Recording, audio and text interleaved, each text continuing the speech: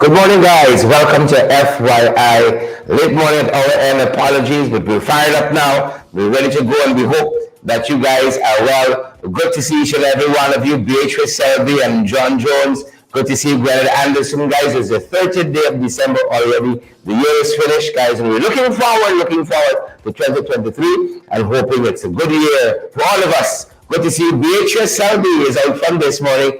Alec Cummins is here as well, and we see Gweneth Anderson, Jolly Anderson, all of the Andersons, the whole clan out this morning. Chevron McDonald is here as well. Anthony Jarvis, great to see you. How are you doing, Anthony? Haven't seen you in a little bit, but happy you're here this morning. John Jones, of course, Jolly, Beatrice, all of the usual suspects. Great to have each and every one of you guys being wasting time this morning. So if you come in, share the live, smash the emoji button. We're ready to have a go at it, guys. Lots to discuss in the morning papers, happening internationally, happening in the region, and also happening locally. Ayabo Natasha Congraves, good afternoon. It's afternoon yet where you are. Ayabo, we know you're far from north. You're still in Europe. Good to have you, Rhonda Spencer Thom and Angela Jones. Glenford is here with us as well. Guys, how is Friday greeting you? TGIF. Thank God it's Friday, and something is fighting the AC where we are. Angela Jones, good to see you. Carol Rollins, Glenford Gordon, Joy Hopkinson, great to see you, Joy, and Stan, and all the other folks who are here with us. It's such a privilege to have good folks with us. Good to have you folks, and I think we have the morning papers ready, guys. We ain't going to waste no time. We got the morning papers set and ready for you folks. But good to have each and every one of you, and we want to encourage those of you who are joining us on YouTube. We're dialing back to what's happening on YouTube, folks. You guys are going to bring it up for us. What's happening on YouTube, and we want you guys to ensure that you subscribe to our YouTube channel. We're heading into the new year, folks, and we have been prepping you guys for what is to come. And so ensure you are subscribed to our YouTube channel. What tea you all drinking this morning? Do let us know. What teleshow, what brand you are eating today, what bread you are having, what real tea. Good to have you, Glenford Gordon. Ensure you guys subscribe to our YouTube channel and make sure you smash that notification icon as well, folks, as well, so that we keep you guys up to date with what's happening, and you get a notification as soon as we put up content on our YouTube channel. So ensure you subscribe to our channel there on YouTube, credible sources, and ensure also that little bell icon, that's the notification icon. Make sure you hit that, and then you will press notify all. And you're going to get a notification. That's happening in the morning papers. As we said to you folks, lots happening in the morning papers that we want to get to. But we want to get to. Good to see Carol Rollins and Golly God here with us. Anne-Marie Selby, our guy, is here with us too. I see Lawrence Cummins is here too. Good to have you wonderful folks. Loretta, how are you doing? How the season treated you? When we're at the end of it, and we trust that you guys are going to really get yourself set for this new year. Money gotta make. We don't run water. Good to see Ayabo again, and Lawrence, and all the other fantastic folks who are joining us today. And we wanna get our heads into the morning paper. Lots happening, guys. And we're great to see each and every one of you. The loggers, we got some nice time. the loggers, the local loggers, guys, they're gonna have some nice time, because a huge fund is being set aside for them to tap into. If you're a logger, your New Year's already started nicely for you. If you are a logger, that is, it makes me think I'm in the wrong business. It gives me that feeling I'm in the wrong business, because you're telling us that the loggers are set to access financing with the establishment of a $900 million revolving fund. A $900 million revolving fund. I would love to see the small business revolving fund be brought up to something like this, because lots of small businesses, because of how the economy is going, it's not going a nice way, are suffering terribly. So congrats to the loggers, you all got something to tap into here, and they're telling us this is a public-private partnership between the government and the Demerara Bank. The government is going to put up $300 million, and I think the bank is meeting them with 600 million. Yeah, the Demerara Bank is contributing to this revolving loan. $600 million if you're a logger, and then the government is going to stump up the other $300 million, and that's how they get up to $900 million, Little Jacobs, for this revolving loan. So loggers, stop in. Tap in, you know how things are going. You will need every bit of help you can get. Every bit of help. The Bank and the government, and they're telling us that with this funding, government and the Ghana Forestry Commission will be able to assist in the enhancement and expansion of small and medium-scale loggers to meet new growing demand. That's what they're telling us. I encourage you guys to read the fine print. Please read the fine print, and if you think you can benefit, go right ahead. Money got to met. That's what we're telling you folks. Money got to met. That's the opportunity there between the Bank and the government. 900. As I said, I'd love to see this with small business, the Small Business Bureau. I think they have 100 million revolving loan. Lots of small businesses will need a lot of help to get out of this slump that we're in economically. Things are nice out there. Things are nice and so on. But good to see each and every one of you. That's one of the things we're looking at on the morning papers. Claire Alexis Charmley, we see you sneaking in there. I see Chisel is here, Billy Anderson. Olet Hughes is here too. Good to see you, Olet and Jacqueline. Fordyce Yvette Madu is here as well. Yeah. Ayabo Natasha Congram says, happy last Friday of 2022. True. Because the next time we see each other is going to be a brand new year. Believe it or not. And guys, we're excited about that. And we trust that you guys are too, to see what all the things that pretend for 2023. You know, a lot of scandals, and we can be right here. We can be right here. Bring it all to you. Sharing just attendary. Lots of legal information is going to be made too. Folks, in 2023, lots happening economically, lots going to be happening technologically, internationally, not talking just but locally. A lot of stuff, folks. I just got to know what is happening, where it's happening. Fix yourself in and do your thing. Money got to make. Good to see each and every one of you folks who are here. That's when you're joining us on Facebook. You're in the tune with us. You're joining us on Twitter. You know, we all over. We all over like that. Wherever you're joining us from, folks, give us a share, smash that emoji button, folks, and do what you got to do. You know, I was listening to a gospel program as I was coming into the studio this morning, and I heard the gentleman who was doing the presenting. He says, share. So this sounds familiar to me. Share the damn live. Smash that emoji button for us, folks. We got a lot to share with you, folks. And then we want to circle back to what's happening, folks, with this businessman, Shimron Adams. You know, we see more and more of the newspapers, more and more of our news entities picking up on this narrative that is his girlfriend, boyfriend, who set up this whole thing, and she was part and parcel of that. We know that Shimron Adams is from Cane View, there in, I think they say he's on the East Bank, a resident of the East Bank, but operates a business in the city, and it was at that premises in Durban Street, folks. At that premises, this whole thing went down. You know, we've articulated for you in other programs that, you know, the boyfriend found out. They're telling us that his woman and Shimron had this thing going and set this thing in motion. You know, we got to be careful out there. And again, we want to see thoughts and prayers go out to the family, because this is what we're being faced with. And it can be an easy time for this family by any means. And so we want to see our thoughts and prayers go out to them. What with Shimron? Well, and that's some of the information. Again, we see more and more of the news agencies locally picking up on this angle of the story. The businessman lover, right? She identified the boyfriend, her boyfriend, as the person who committed this dastardly act. Life too cheap in this country. How often do we say it? We'll keep saying it. We'll keep saying it as long as we need it. Too cheap in this country. And you know, you and I got a part to play. And if we view another man's life as valuable, we won't do something stupid like this at all. But if you can't do the crime, you can't do the time. Don't do the crime. You can't do the time. Don't do the crime. And let the law have its course. And let the law have its course in this whole cook-up show. Let the law have its course. Yeah. Another thing we're following, guys, on the morning paper this morning. Another issue we are following that we think you guys ought to know about. It's this one. Yeah, almost missed my mark here.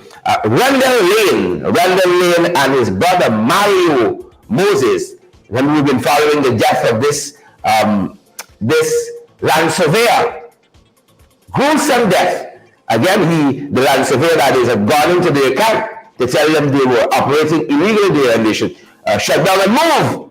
But they weren't having it, and they wait for him. Struck him off his ATV. We've recounted before. Now we know the identities of the gentlemen. Randall Lane and Mario Moses, the brothers, conspired to kill this land surveyor. right? And we're being told now that they have been both charged officially and remanded. They've been charged and remanded over the land surveyor's death. Ricky Ambrose was the land surveyor, Ricky Ambrose, and now formally charged and remanded is Randall Lane and his brother Mario Moses. Yeah. Again, human life. The guy doing his job, executing his function, said to them to do X, Y, and Z, and they had a problem with that, and they chose not to go through. I suppose you have to have some way of redress if you're a minor and you feel violated in some way, right? You feel there's some infraction that's been done to you. I'm certain there is ways and means that you can have that ventilated, but they took a course of action that's going to alter their lives for a long time. For a very long time. Randall Lane and Mario Moses, and our thoughts and prayers, of course, go out to the family of Ricky Ambrose. Thoughts and prayers go out to them. And that's one of the other things we're following, guys, in the morning papers. And then for you folks who like to party, you know, I saw the guys telling us it's last Friday of 2022, and you know, All Year's Night is that big thing. How are you spending All Year's Night? Some of you going to in the church, and some of us going to be there on the dance floor and having a go at it. I've been invited by a colleague. He has a gathering at his house, and I don't know if the food right. I don't know if the drinks in there, so I'm watching it.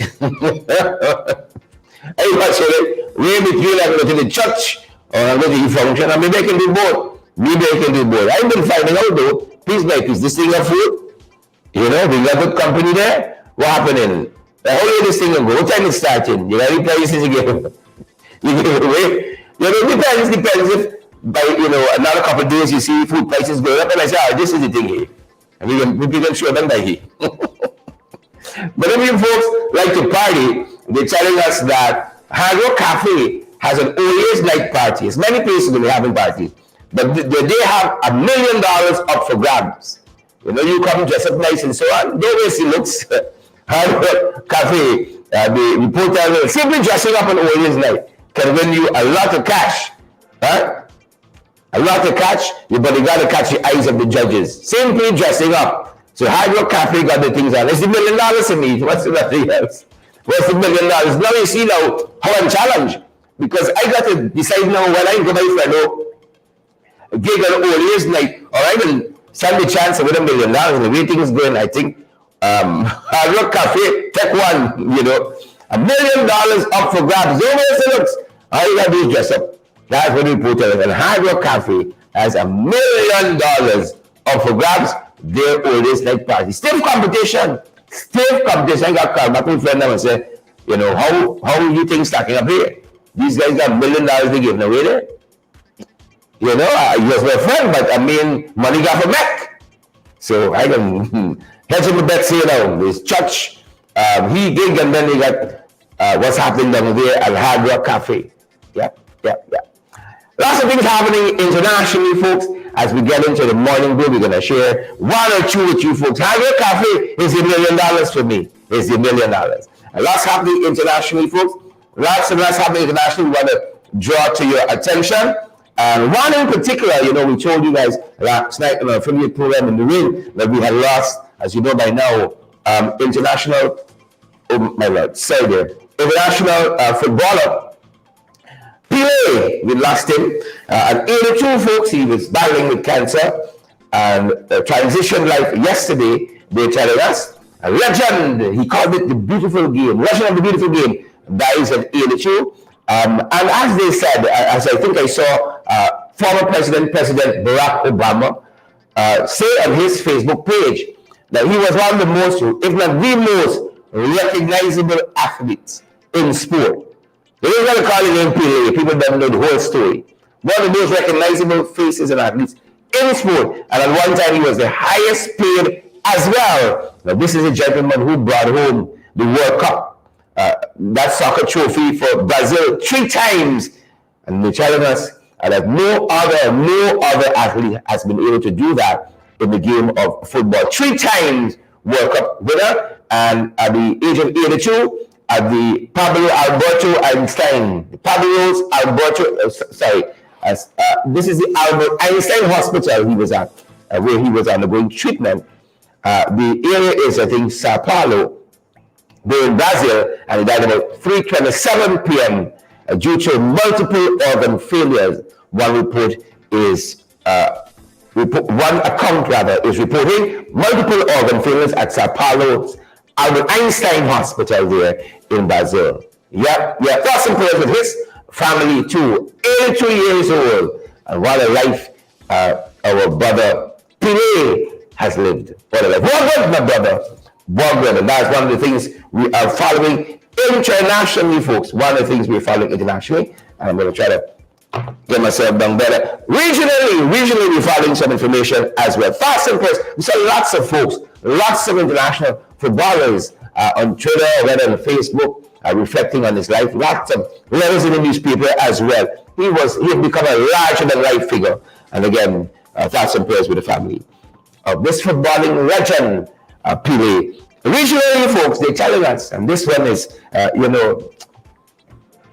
so much you can deal with in one day. Regionally, they're telling us the grandson of Bob Marley, the grandson of Robert Nesta Marley, he died as well. He was just 31, and his transition is even sadder, because one could argue that 31 is extremely young. And this is Joe Mercer Marley, the son of Stephen Marley and grandson, as we said, of Bob Marley. He died quite recently on Tuesday of a reported asthma attack. And this was reported in South Florida on one of the radio stations there. And the 31-year-old Joe Mercer Marley, he was found unresponsive in his motor car at an undisclosed location in the United States. Yep, and they're telling us that he again suffered an asthma attack. As alleged, he would have suffered an asthma attack, and he was found unresponsive in his motor car at an undisclosed location in the United States. And we want to say, thoughts and prayers go to his family as well. 31 years young. 31 years young, Joe Mercer Marley, transition life. Our thoughts and prayers go out to his family. Yeah, and that's some of the things we're tracking around the region and internationally as well. And folks, on the local scene, we got a lot happening as well. On the local scene, we saw here that the Attorney General has been saying he went out, swim out, somehow he came out. But in the fine line too, the Attorney General, Anil Nandalal, on one of his programs, he said that business owners have a lot to do in curbing illegal vending. I think he went halfway. I think I know where he's going. Right? But I think he knows the full story, or he's turning a blind eye and a deaf ears to it. Business owners have a role to play in curbing illegal vending. That's what he said. I want to credit Ubraj Narain, but trying to put together a vending policy for this city, this beautiful city of ours, the national capital city of Georgetown, where we broadcast live from. Been trying to put together a comprehensive vending policy, which is badly needed. I want to credit him for that. But then you have Anil on the other side. What happens is that, you walk down Regent Street, for instance, and you see all these vendors outside these stores, and here you have the Attorney General saying that business owners have to play a role in curbing illegal vending. You walk down Regent Street, you go along any part of Regent Street, you tackle. You see people vending, and one of the things the city has been trying to keep in consideration is the socioeconomic conditions that people live under. I saw one person said recently, it's going to be better that we didn't find oil, because the more oil we find is the more poor, the more poverty, the more hard things getting. It's better we didn't find oil. That is a startling statement to me. Better we didn't find oil. So we understand the socioeconomic conditions people live in. Right? And the guys are going to bring up some footage of some vending for us, I think. The socioeconomic condition. Here you got the AG telling us But it's like the business owners, the business owners allowing, and maybe you should go out and chase people from in front of the premises. Allow try to look nice at that. But it's like you go outside and chase. But what lots of people don't know is lots of people in them stores got people vending outside. Got people vending outside. In lots of instances, lots of the shops, the stores, they put it outside. And people vending on their behalf. There's many students going to buy all these things here. Huh? As we say in the vernacular, it's by the Chinese and whoever else. And there are systems in place, I didn't even know this thing was so well organized. You could go and take things and all. And you pay on a weekly basis, but and you go and vend. So the vendors outside, they're as integral to the whole process as the people in the stores. I don't know how much time people usually have. You're going to work, or you're heading home, or you're heading someplace to go in store after store. But as you walk along, you see something, I can take this vest here now. Right? And that's how this whole thing operates. There's a whole ecosystem there. So I can agree, we can agree that aesthetically, how this plastic and tarpaulin and so on don't look good. And maybe we can organize a standard way in which we do it. Right? But them same businesses depending on these same guys outside. When they run out to your little chimney and so on, is inside you're running and say, give it too quick, I got some customers waiting. It's like inside is a whole ecosystem that is interdependent. You talk with those guys, they will tell you. The Chinese store upstairs, you can go and you can get a whole bale of something. 500 t-shirts, you can get a two-piece, your swimwear and so on for the new year, and they give you it in bulk. And then as you catch your little hand, you pay. So when we see Anil saying that business owners have a role to play in curbing illegal vending, we already know what he's talking about, You see, he's not from the streets. So he won't understand. He is not from the streets. So he won't understand. It's a whole interconnected operation. And lots of those businesses that are folks vending next to him and beside of them, it's their own thing outside. If you're selling shoe or shimmy, you will wait for someone to come and put shimmy in front of your business. No, you outside yourself. And this is how people are doing business in the city. So I understand where you're going with this. Business owners have a role to play, like in children correction, what have you. But then the economics of it, this is where Anil now come in.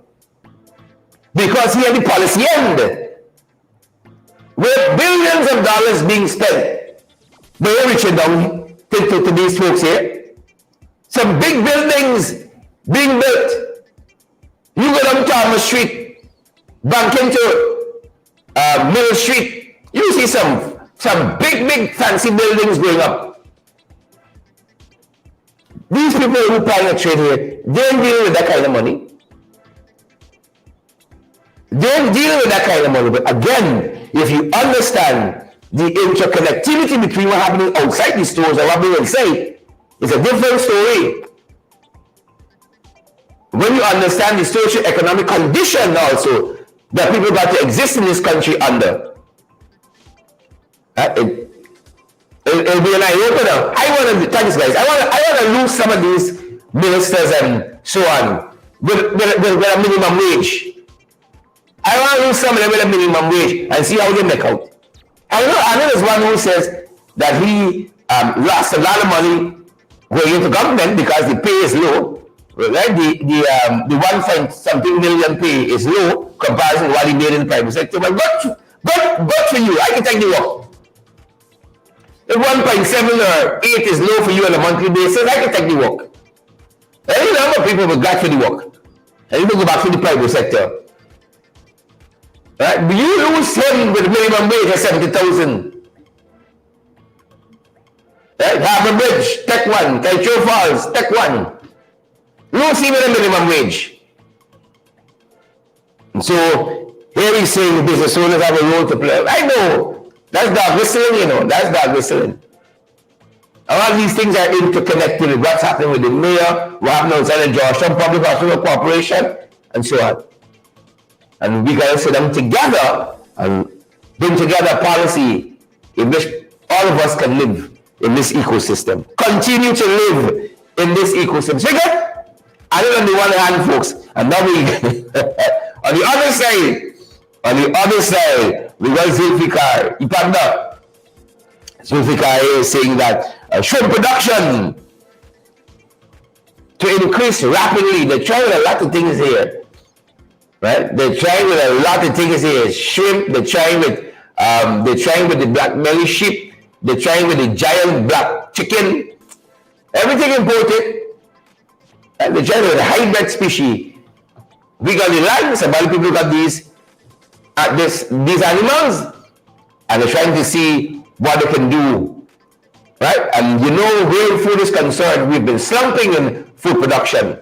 We've been slumping, and we're going to reflect later on in our program on where the non-oil economy is, and we're looking for looking forward to the end of year report out of the Ministry of Finance, because we know things.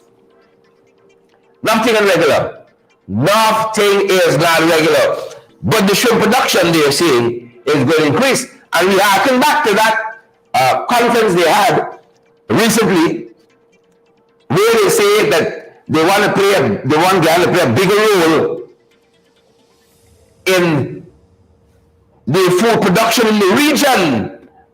They want Ghana to play a bigger role. And one of the things, I'm just connecting the dots for you guys, they talk about is improving shrimp production.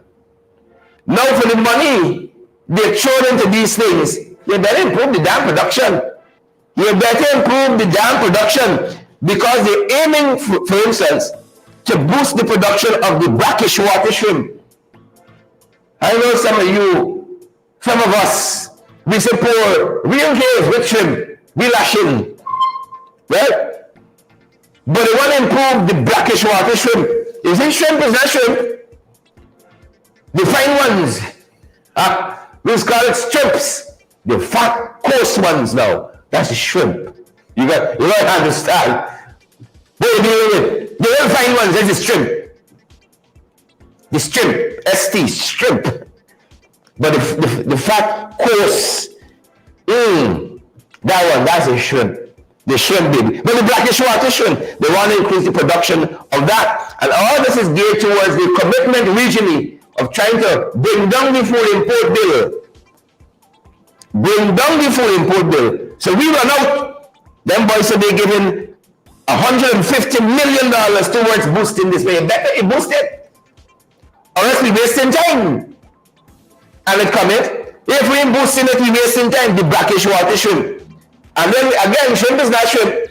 They want also to develop a growth farm for the Pacific white leg.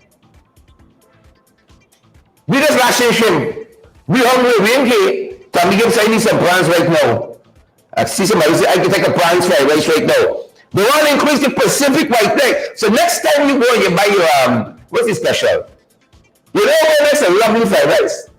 I wish you'd given us little money for advertising. A lovely fried rice. Palm court.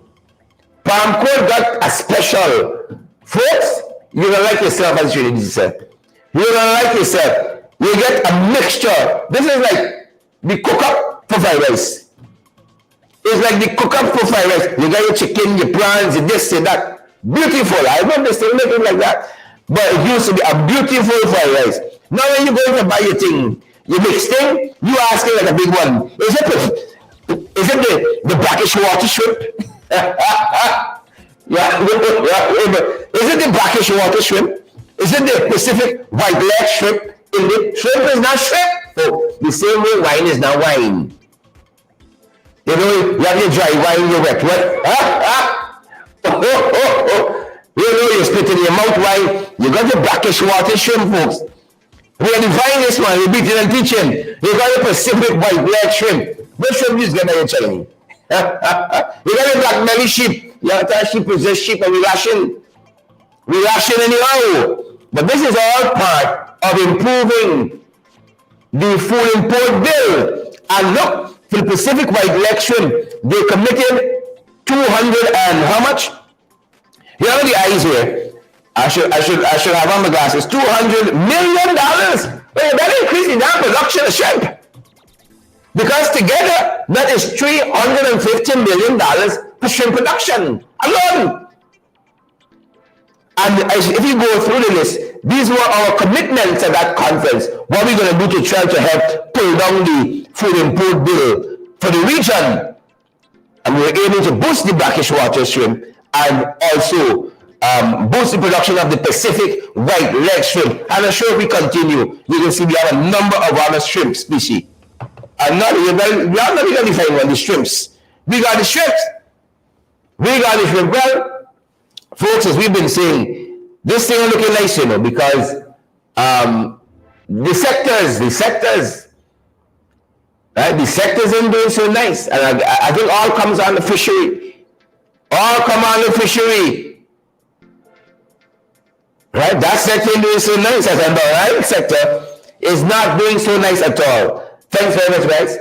Not doing so nice at all. Candy is not doing so nice. But for that kind of money and investment, you better. They're telling us if they're set to improve and increase production, well, for $350 million, you better do some work. Well, you want to red carpet because they said we set to improve. Well, it's months since this initiative was launched. Months. Now the committee said we set to improve. Well, you do not yet. You can't tell me we see a 1% improvement for $350 million. Better see some improvement there. You have a story for us?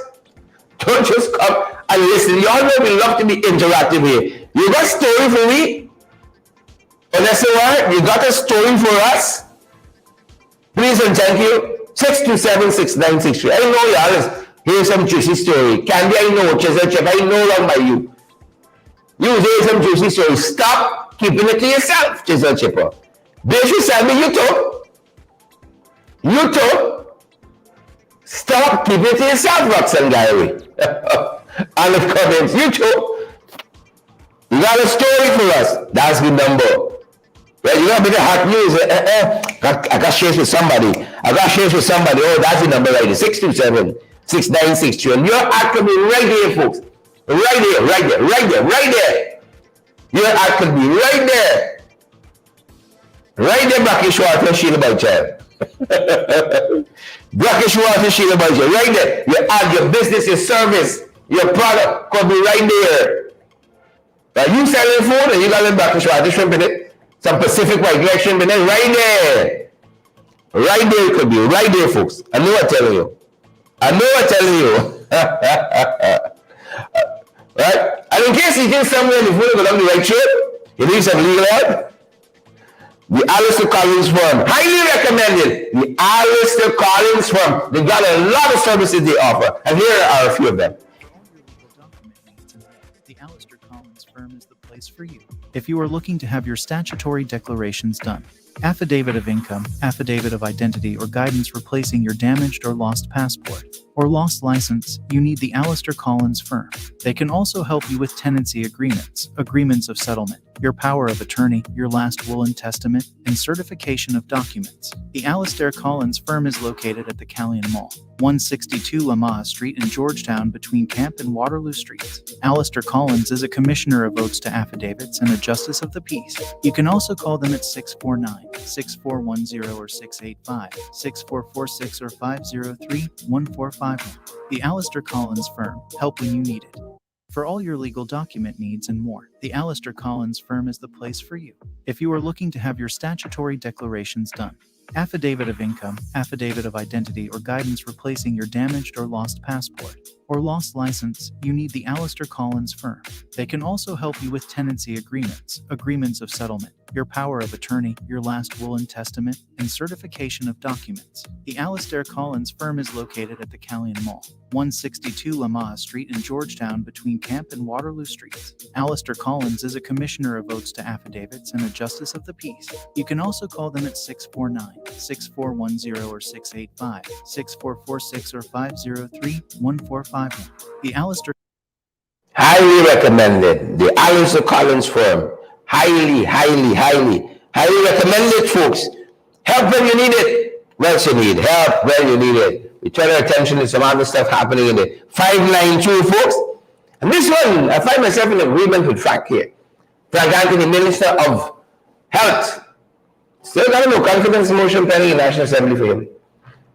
He says, adopt a sympathetic attitude towards patients. He was advising some trainee nurses recently, adopt a sympathetic attitude. I find myself in agreement. Too many people complain to us about the attitudes of nurses in the healthcare system in this country. Right? I mean, I understand that some people have a career and some people got to work. Right? And how you approach a job, you can tell, you know. Some people just roll out of bed and they go to the work. But when you have a career, in a way, you're treated differently. You're treated differently. And where is the health minister? I think Appy said, you must have a sympathetic, this is like, it goes without saying. But I'm happy he said it. Adopt a sympathetic attitude towards patients. Towards the patients. Because too often, we get a lot of complaints on our end about the attitudes of nurses. About the attitudes of nurses. Right? You see, I talking about nurses and attitudes. When nurses say, I want prawns curry. You see story here? It's prawns curry or curry prawns. You see that? And this kind of shrimp you want, the blackish water and the Pacific white leg. The nurses, it's a good admonition. Right? It's a good admonition. If you're upset, the truth is hurt. Change attitude. And this can go across the sector. We have a very, very poor customer service industry in this country. Very poor. You go some places to buy, to engage, and it's like you're begging. Some people like to vex to come and ask them for something. They vex. As soon as they see you, it's like, oh God, I have to do my work now. Let me see. Adopt a sympathetic attitude towards the patients and the customers too. They buy in public. But I get to the age now where like, I ain't too thing. So as soon as I see you shake them, I gone. It's me money. I don't have the time to engage you and try to bend the tree. You're too old and hard back. I gone with my money someplace else. I gone. You know? Time is precious. Time is precious and we understand it when you get old. Time is precious. And we think that we alone, like this country is the world. And we think everybody operates the way we are. You know, some places you go, they promise, for instance, fast food. I stopped there and like to buy fast food, and the person shared the street, this will remain unnamed for the time being. Fast food. People say, yes. We got the salchi pepper. We got the cheese, please. But you have to wait half hour for fast food. Me like chicken and cheese and little potato chips are bad. I wait half hour. 9:30 in the night. Right? I come off the streets and 9:30. That's fast food. I gotta wait half hour. Well, thank you. Don't catch me. Chicken and chips and little cheese. Take one another time. Take one another time. Efficiency. That's the point I want to make. Some places you go, and soon you see them operate, you're tired, you're vexed. They drag you around. You know, they drag you around the place. Treat the patients with sympathy. Be sympathetic. I agree with him. This is probably the only thing I agree with you on the whole year. Telling those training nurses and the old back ones. The hard back ones in the system too. And too many of the nurses we have, too many, we got some good ones. Right?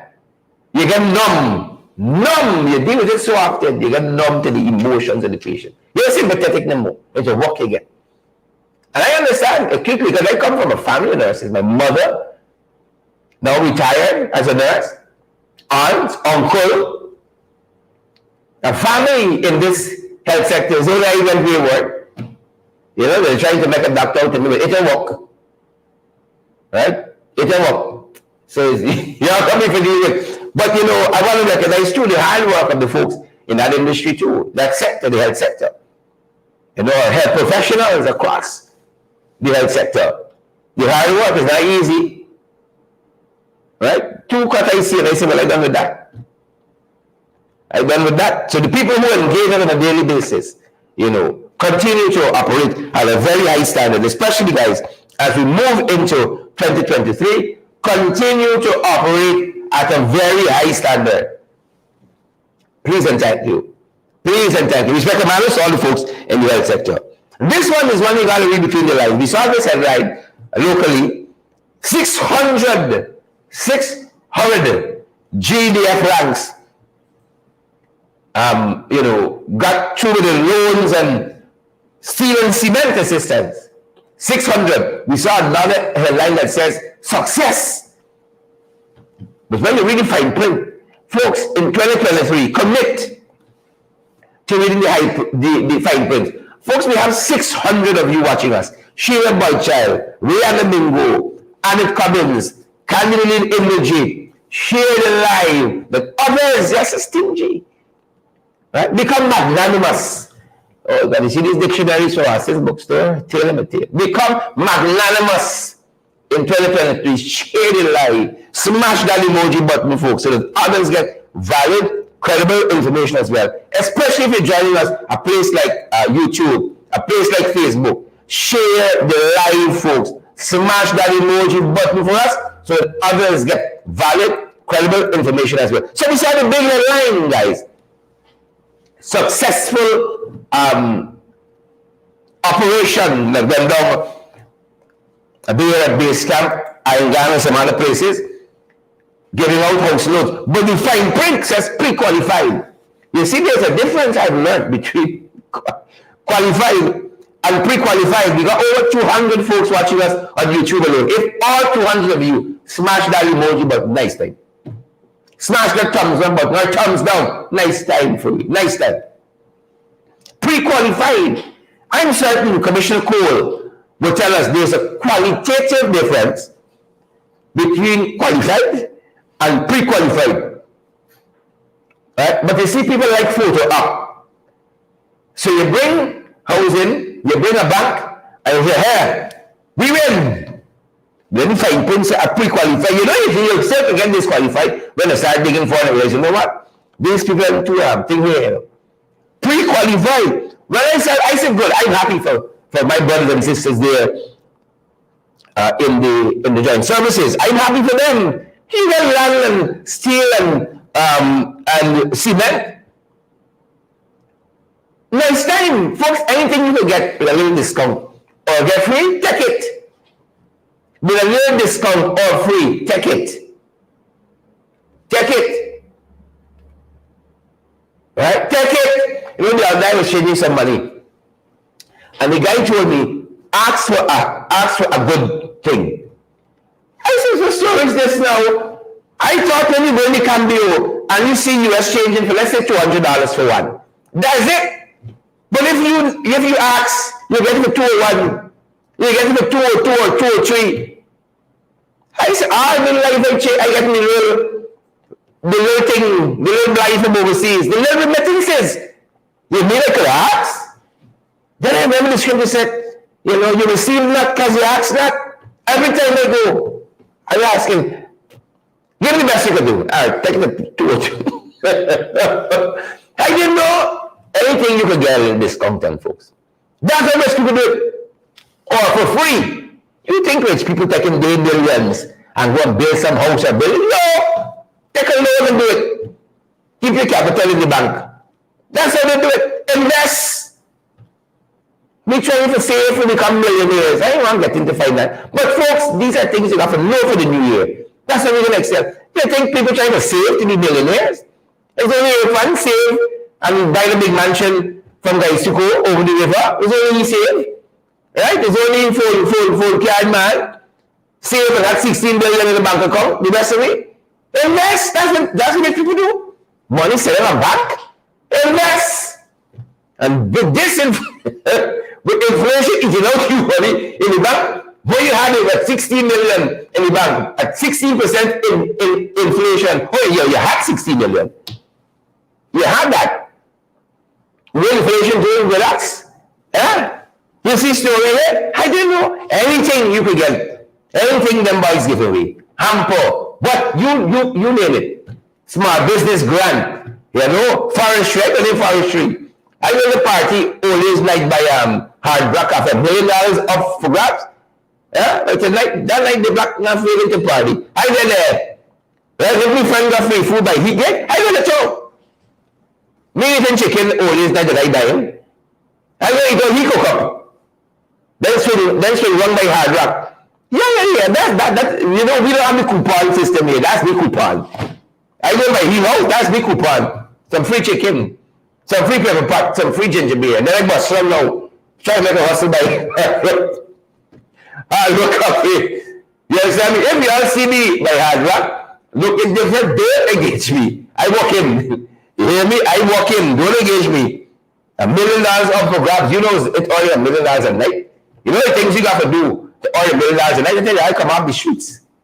But folks, it was the fine print for us with this GDF health life. Pre-qualified is not the same as qualified.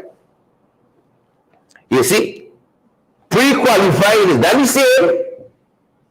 So slow down. I can see some people run home and say, hey, we just get a house, we get a loan and so on too. Pre-qualified. You go back and wonder, you see when this thing died down? We can really follow up. Some people would shame to tell me the real story. It's like when they started, the scholarships, 20,000 scholarships. And then we see, big tick, mission accomplished, promise delivered, I think that was the tag, promise delivered. And then when you start hearing some of the horror stories, but the scholarship, some people got through, fair enough, but lots of people don't pre-qualify. They qualify after the pre-qualification. You see, turn up to register at your fancy university, the people say, we know nothing but you, but this program and all that, there's a lot of things. But them boys done say, promise delivered, and you know a lot of hardship. Same thing happened with cash grant. Like you're pre-qualified, that's why you end up with pink slip in your hand all now. That's why you end up with pink slip in your hand all now. Pre-qualified. Them boys say, mission accomplished. Right? People said the day walking out the yard and they see green slip. Right? You know what people build a house half a week in that period? You know what people build mansion and business? Half a money that should be in your pocket, all in pink slip you think they're in some bank account waiting? You better wise up for 2023. Huh? You better wise up for 2023. You think they're a bank waiting on you? Somebody walking up some steps that belong to you right now. Swimming in a jacuzzi, right now that should belong to you. All of y'all COVID cash grant. You're still waiting on. People still calling me. Woman called me all day concerning her disabled child with this 100,000. Doctor then sign off and when they gotta sign off. Then she get to the place she need to go to and said, you're too late. You're too late. You ain't doctor, sorry. Too late. You think money got back to bank? That must have done sign off and lock off some other place. That's the system we got. So we saw this headline, but the fine print was you're pre-qualified. So now we can sell a lot of people down to finance. What does pre-qualified mean? Am I in or am I out? This loan is me on or is not? You're pre-qualified. You're qualified. You're pre. It's not the real thing yet. You're pre. You're pre. You're pre. Spoke with a vendor recently. As you have a problem with vendors, vendors got problems too. Fellow said for his opinions, his point of view, people vex with him and talking about racial incitement. Man, he just been discussing issues with his partner. Some fast one next door. Some fast one next door listening. And he emotionally distressed. Everything is with feelings these days. Everything with feelings. He was emotionally distressed. Now, this member here, Patrick Cruz, says he believes He's been victimized. This is what he told us recently. Having a problem from Puerto Rico. I've been arrested for racial incitement. And I'm seeing it that it is unjustified to me because I have in a business place, and this business place is in function of between two Indians. And these two Indians is like bothered by my little business, what I'm doing. So it always causes a conflict between me and them. They're always saying, oh, I'm blocking the passage. If I'm not blocking the passage, how I'm talking things that against Indians and all these things. And I have Indian brothers, I have Indian sisters, I have an Indian stepmother, and all these things. Plus I have Indian in me. So I don't know how can I be racial. Then the police is taking steps with the Indian people to say I'm racial and take me to the station, lock me up, keep me for a day from 5 o'clock in the afternoon to 6 o'clock, 7 to 8 o'clock in the morning, then put me on bail for $20,000 for something that I don't have no knowledge that I've done to this businessman. But this businessman say that he a political affiliation with the PPP, so he is fund money and give the PPP $1 million so he could do what he like. If you to see Goes' business place, you would see business place projected till in the middle of the road, up in Perico Road. The government, the other day, the same PPP government break down this structure, and this man builds back. He is the only individual person that builds back his structure. When I'm there and I talk about this man build his structure back on the road and blocking my business, his words is to me, you could build one too. And I can't build none because I don't have the money. I don't have the political affairs that he got. So I'm being depressed by these two businessmen of what they are doing to me. When I'm selling, they're telling people my clothes is old clothes. I sell clothes, white man show off. Because the clothes that comes in for me are borrowed stuff. These repossessed clothes from America. That's my business. And I sell in front of Puerto Rico police station, where all the police them affiliated with me, knowing that if I'm a criminal, I'm unjust in any way, I'm there so they could easily get to arrest me to do whatever I do. And now I'm trying to make an honest living, and I'm being depressed by my own black brothers and depressed by my own Indian brothers also, because they have some people in the Indian sectors only see themselves. They don't see other people could come and make a living around them. They wanted to make everything for themselves. And I see that it is injustice for you to just go to the station to say I is this and I is that, and the police could arrest me, and I can't go and say you is that, use of it. And I come here to see Cheryl to relay my story, to see what kind of help I could get from Cheryl, or help from anybody who could give me help, showing me where this is wrong. I would like lawyers all to help me to do, if they see that I have a case where I'm going to be depressed by the magistrate or by the police, if they could help me to come and do something for me where I could have justice. My son one day was standing by my stand, and the Indian guy came up to my son and said, he's a hungry belly.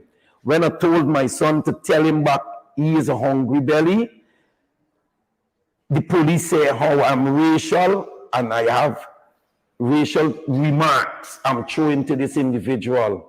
But this individual go to the station and tell the police, make a statement stating that he did tell my child he's a hungry belly. And the police have a matter where they could put this man before the court, but by their associates, where they The man has bribed the police, so the police do nothing. Keep telling me that the thing is on something, some way they tell you that it gone up for it gone to this body to prove or for come back, and once at a contrary story. And this matter is lying there where this man abused my son, and when this man go to the station and say anything about me, the police comes and arrest me, take me into the station, put me on bail, harass me, chuck me up, take off all my clothes, put me for going sleeping and lock up with the beer shots, and these things. These things is not right.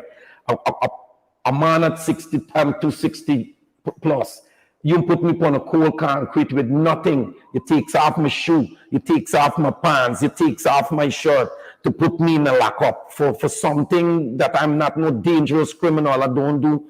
I'm not a gun. I'm not a drugs dealer. I'm not a thief, man, in no way. I used to do things before, but I don't do nothing now. I barely sell and try to get on with my life and mind my children. Yeah. Welcome back, folks. Again, Patrick the Cruz articulating for us some struggles he's going through from just his views. Just his views. People believe that they know folks in authority and they bring the weight of that down on you. And here's a vendor, here's an entrepreneur, a small business owner, trying to apply a trade. And in the process, you're being harassed and victimized in his view rather, being victimized. Right? People in a socioeconomic circumstance trying to do right, pull yourself up by your own bootstraps, as we say. And then boom, you have some problems. The biggest issue today, we circle back to the economy, the high cost of living. Because as we said, a lot of people don't have it easy. A lot of folks do not have it easy, guys. This big thing about when the GDP is 26 or 54 or 96, the man at the bottom not feeling that. We talk about the brackish water shrimp, the big promises and all of that. But outside of oil, that boiling us right now with those big GDP numbers, the mid-year report told us, we don't have the end of years yet from finance, but the mid-year report told us that all the sectors are down. Right? Then I told you that, shrimp and so on, I believe falls under fishing. That sector contracted by 19%. 19% contracted. Right? 19%. That's failed by 19%. And let me take it from the top. Sugar, 55%. And the CEO of Gaisuko still earning millions a month, Millions a month. The CEO of Gaisuko salary is about 30,000 US a month. How much millions is that? How much millions is that? 30,000 a month. How much millions is that? Siri, calculate 30,000 US by 200. How much is that? It's a lot of money, that's what I can tell you. And the sugar sector, failing catastrophically. Rice, fish, the manufacturing sector, gold. Right? A bauxite out far behind. We got to put another graphic with bauxite, everything. We're waiting to see what the end of year financial report is going to look like. They might release that till but next year this time. They're going to release that one next year this time. And then the real man, what figure we get in here? $6 million, 30,000 as the guy is telling us, about $6 million, and the sector failing like this. 6 million plus, and the sector failing like this. And you salary high up in the air. Tax. You salary high up in the air. You see? And look at inflation there. This was mid-year, mind you. This is where it was at mid-year. Inflation was best under the last administration. The true hurts, if you're vexed. The true hurts. Now they're telling us inflation could be 10, 11, 12% easy. And when you go in the marketplace, you feel that. You go in the marketplace, you feel that. You feel that. You feel that. Thanks, Dolly. Anderson, thanks, Sheila Boycher. Edwin Warren, thank you. You see that? But 30,000 US a month a CEO earning. CEO of what? A failure? CEO of what? A downward spiral? And look at the inflation rate. It's sky high. Look at the inflation. Sky high. And we've shown you this already. You know it. And don't take our word for it where the economy is with inflation. Look at what some of the surveys that have been done. This one was by CARICOM. The Caribbean COVID-19 Food Security and Livelihoods Impact Survey. Quite a mouthful. Quite a mouthful there. 25% of the guys is worried about where the next meal coming from.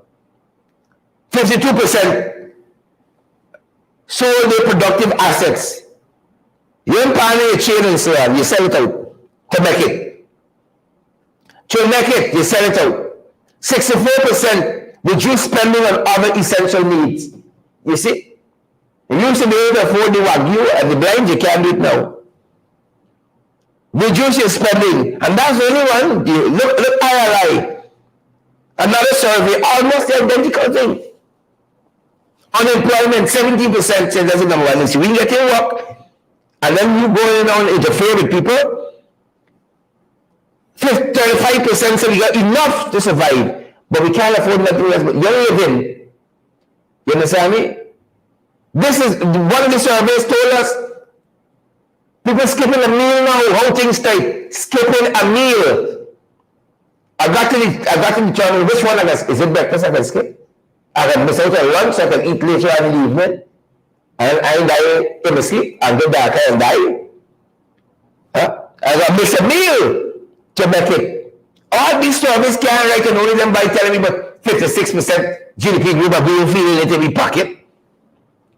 And that is what the economists told us yesterday when we sat down and we talked with Elson Lowe. Studied economics, macro, micro issues in the economy. Why is it doing the things it's doing? And what about their management and stewardship of the economy that is causing us to experience the things we're experiencing? And this is what Elson Lowe told us, economist Elson Lowe. Well, I think it is really becoming abundantly clear, and the IDB report just kind of adds a little bit more context to it, that the PDP really intends to leave Guyanese behind. Anyone that's not their friends, family, and favorite, they'll leave them behind. Because what we've seen in the IDB report gives some texture to this, is that inflation has gone through the roof. It's far higher than it was in 2020. And in 2021, you had inflation. Now 2022, it has continued. And so we've seen the cost of living skyrocket. In particular, the report pointed out that you've got food inflation at over 11%. The reason, as we've mentioned it before, that the price of food is so important, is that poor people spend a greater share of their income on food. Poor people spend on food more than wealthier people. And so they're hit the most by these high food prices. And the IDB report pointed out that what is happening is that some people are being impoverished by high food prices. That is what is going on. But you have to contrast that bleak outlook with the flip side, which is that this is a time of plenty. This is a time where in the last 3 years, we've seen Guyana grow at 40%, 20%, and then 60% this year, just about, which means that the economy has more than doubled in a very short space of time. And you've seen the government budget grow by 50% this year. So you're seeing lots of money around. The country is growing. The government budget is much larger. But at the same time, poor people are getting poorer. And the average Guyanese, middle-class Guyanese, are feeling the squeeze. That, to me, gives an indication that what's going on is that the government has decided that it isn't interested in these sorts of questions, cost of living questions, that it isn't interested in the growing inequality in the country, that rather it has its focus on its friends, family, and favorites, and if you're not amongst them, then you're on your own. To ground it for viewers, we'd like to remind you that Guyana made, because of the high oil price, an additional $60 billion this year. So money that we did not even expect to make. That's how much we made. And that works out to $300,000 roughly per household. What we're saying is that we need to find an equitable, a fair way to distribute that so as to ease this cost of living woe, so as to help poor people deal with the spiraling cost of food, and so as to help even middle class Guyanese to make it. Now, what we've seen is the government refuse to engage with that issue and refuse to really put money directly in people's pockets or directly deal with the cost of living issue over the course of the year. What efforts they've done have been minimal, when it is less than 1% of the national budget going directly to cost of living mitigation, where it is 2 supplementals being passed, and in those supplementals, almost nothing for cost of living mitigation, including no direct cost of living mitigation line items. There hasn't been a focus on that. So they've had multiple opportunities to address it. They've taken a deliberate stance that they will not address it. And so what we want Guyanese to understand, and what Guyanese have to really internalize, because this is the first oil budget, we've now got a chance to spend oil funds, is that PUP 100% intends to leave you behind as the nation becomes more prosperous.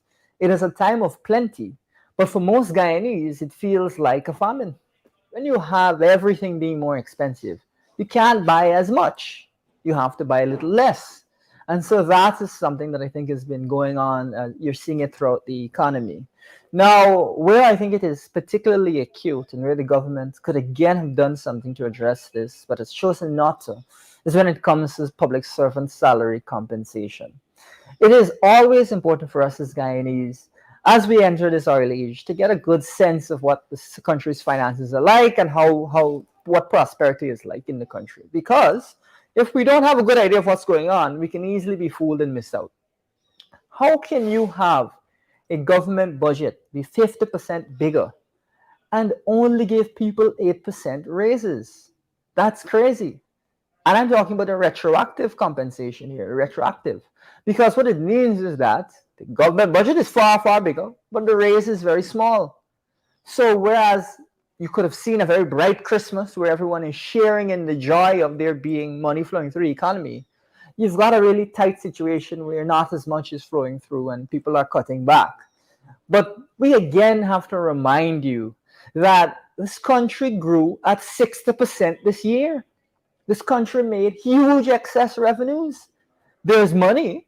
It's just the government has chosen not to let Guyanese access the money and not to let Guyanese have, really, I think, the Merry Christmas that they all deserve. Yeah. You heard that? You heard that? From the people who know. I stay in my lane. I'm trying to stay in my lane. But from the folks who know what's happening, guys, we trusting everything for a better 2023, a better 2023. We deserve it. We deserve it. We got the money now. But once it's being spent on, where are the money going? That's the big question. We're going, folks. That's going to do it for us in this end. Until we meet again on the podcast, it's open mic. It's open mic, folks. You can get a chance to respond. Where are the money going? You can get a chance to respond. But good to see each and every one of you. Happy that you're here, Don Johnson and Asquith Mingo. Good to see you, Salim Khan and Glenford Gordon. Annette Cummins, great to see you as well. We see you got Carly Harry here with us. And all the other folks, Beatrice Selby, Candy, Helene Imbeji. Good to see you as well. All the other folks. Yeah. Blessed Tropa, Sheila Boytel, Glenford Gordon. All the other guys who are joining us. Great to see you, folks. We're going to see you guys on the other end. And hold on. I see me live looking within. Folks, come on. We want others to get valid and credible information. I see the Facebook shares. Look at the thing. That's what I really like to see. The Facebook shares. Look at the thing. And the emojis on YouTube. Look at the thing. Come on, folks. Come on.